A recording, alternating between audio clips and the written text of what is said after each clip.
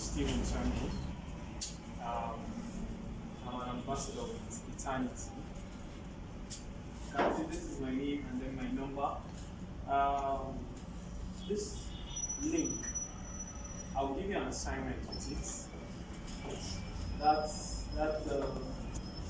This HTTP link. I'll give you an assignment with it. And if you are able to deliver, there is an incentive for that. Okay? So, but man, let's move straight because we have quite a lot to do. So, let's move straight to why we're here. So, how many of you know what blockchain? I know some of you here are developers, but if you have an idea of what blockchain is, let me say what it is. Even if it's one person. So, but okay, you know Bitcoin. Yeah. Huh? Okay, yeah. All right. So, blockchain is okay. Since you don't know blockchain, so let me not give you all the definitions, the technical definitions of blockchain. But how many of you have ever?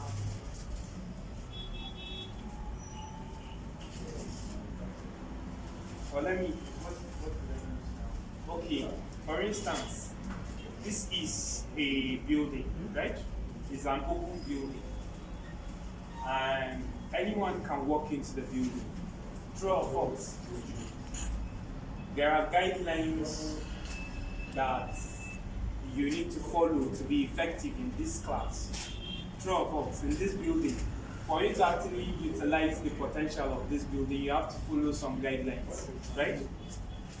And if you come and do something in this building, even if it's just to write your name, for instance, I come and then I write my name on the walls or maybe on the floor.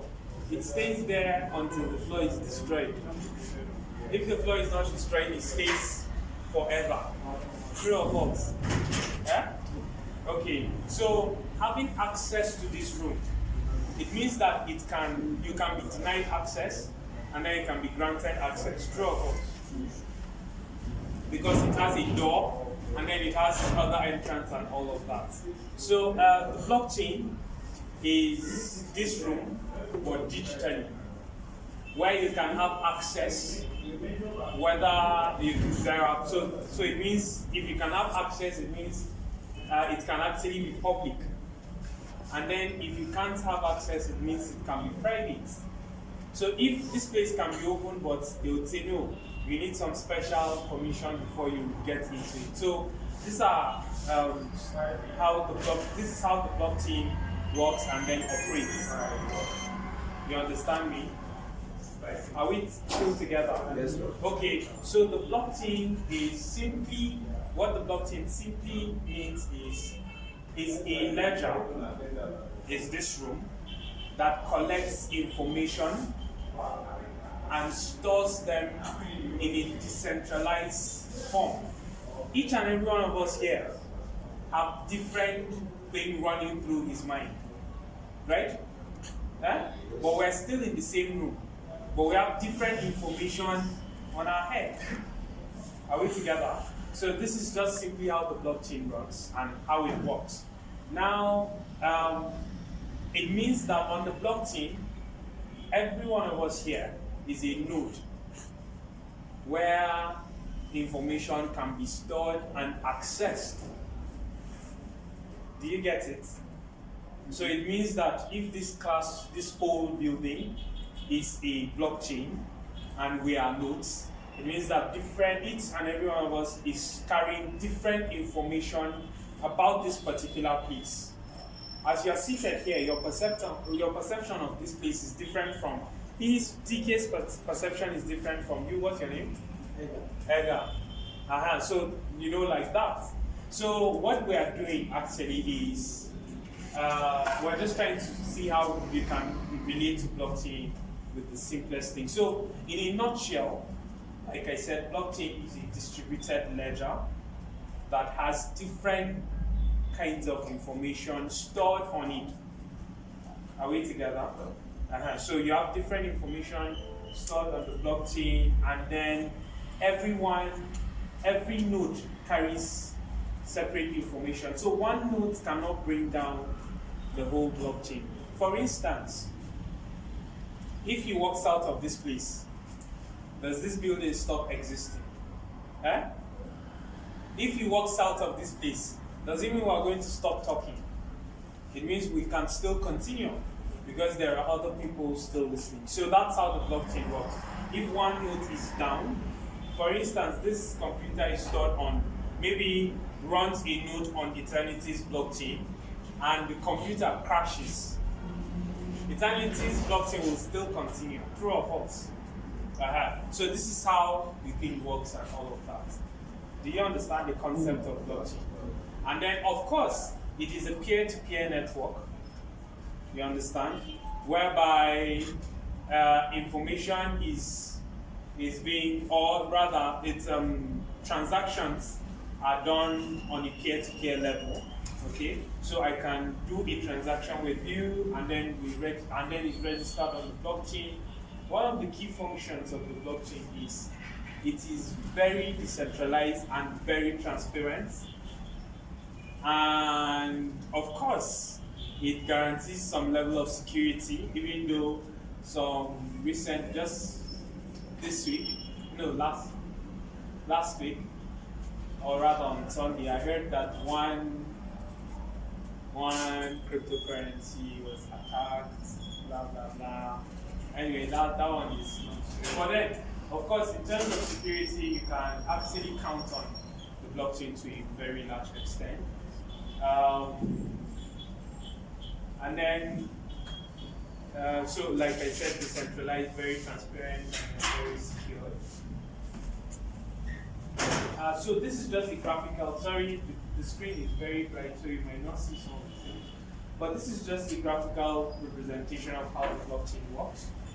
Now you see, like I told you, it is, so every one of us here, though we're carrying different information, but we're connected together because we're in this room. Do you understand?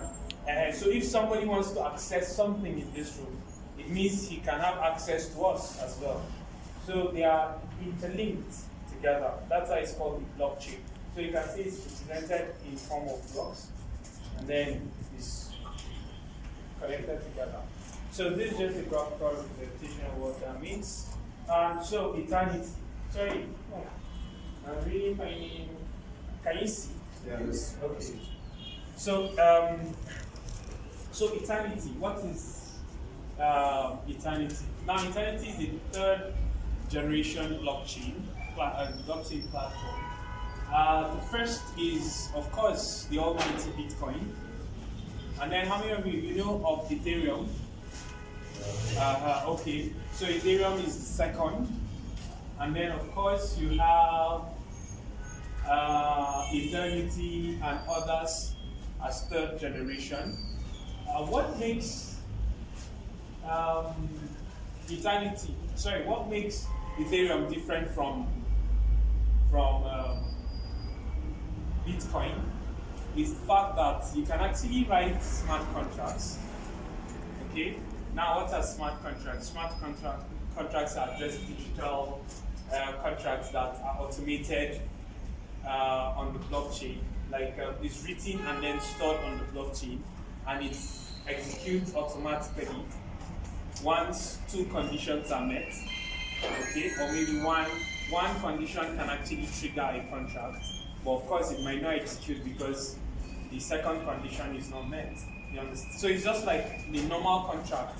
If I have a contract with national state governments right now, and I tell them, okay, I can actually construct road from here to Makurdi.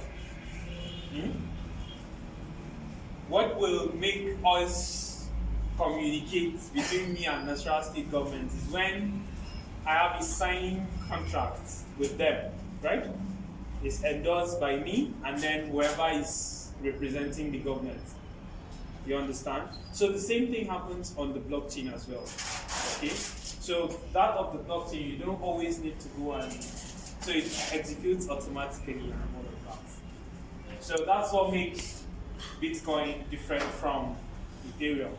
And then what makes Eternity different from Ethereum is the fact that Eternity has developed on some loopholes of Ethereum, which are, you can see, scalability. Eternity is much more scalable than Ethereum. You have governance structure. The governance structure on Eternity is also very much better than what you have in Ethereum. Usability, efficiency, real-world data, and contract security. Now, let me just explain some few here. Scalability. How many of you use? Okay, I'll always give this example, and I think it relates to people very much better. So, how many of you have a bank app on your mobile phone? Okay. How many of you have ever used USSD to do a bank transaction? Before USSD and before mobile app, what was the traditional way? Is to go to the bank, right? And then write on the teller that you want to withdraw 50,000 naira, and then whoever is there will attend to you, confirm that is actually your account and all of that, and blah blah blah blah blah. Eventually you have 50,000 naira to spend if you have it in your account. Now that's how Ethereum operates. Okay, that's how Ethereum operates. But of course, Eternity operates like that, and then in a more advanced way. How is Eternity operating in an advanced way? So now, before now, you would have to go to the bank, this transaction, and all of that. But right now, you have USSD, right? Between USSD or between using mobile phone or mobile app and going to the bank, which one is much more better and much more efficient? Which one?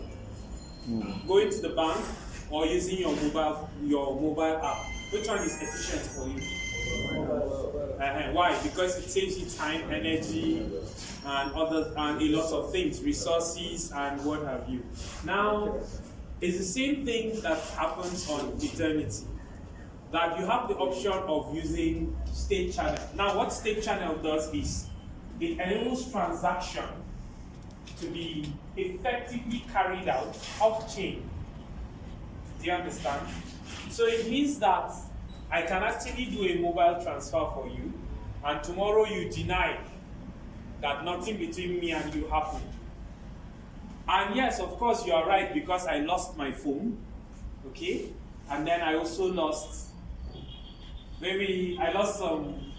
some things to prove. There was no bank.